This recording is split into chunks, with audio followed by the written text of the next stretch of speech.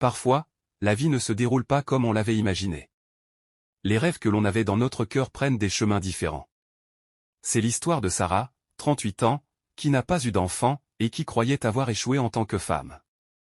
Mais un jour, sa mère lui a dit des mots qui ont changé sa vie chaque matin: « Je me réveille dans le silence. » Pas de petite voix, pas de rire d'enfant. Juste moi, mon café, et ce vide que je ressens. Sarah a toujours voulu être maman. Les années ont passé, les relations sont venues et reparties, mais les bras de Sarah sont restés vides. Et sa mère, Claire, frappe doucement à la porte. « Claire, ma chérie. Je peux entrer ?» Sarah forçant un sourire. « Oui, maman. » Bien sûr. Claire pose un panier de fruits sur la table, mais elle remarque les yeux rougis de sa fille. « Claire, tu as encore pleuré ?» Nest. Claire s'assoit à côté d'elle, prend ses mains et parle doucement. « Claire, Sarah, écoute-moi bien. Être maman, ce n'est pas seulement donner naissance. C'est aimer, protéger, guider. Tu as déjà ce cœur-là, Sarah, mais je ne l'ai pas vécu. Je ne suis pas une vraie mère. » Claire ferme mais douce. « Ne te définis pas par ce que tu n'as pas. Regarde tout ce que tu es.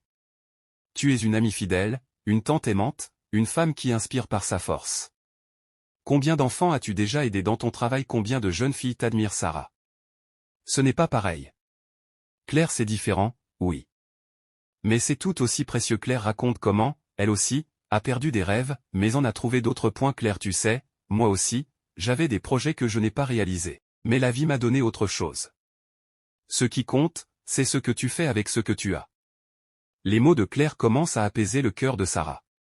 Elle se rend compte qu'il existe 1000 façons de transmettre l'amour. Sarah, peut-être que je pourrais m'engager dans une association, aider les enfants défavorisés.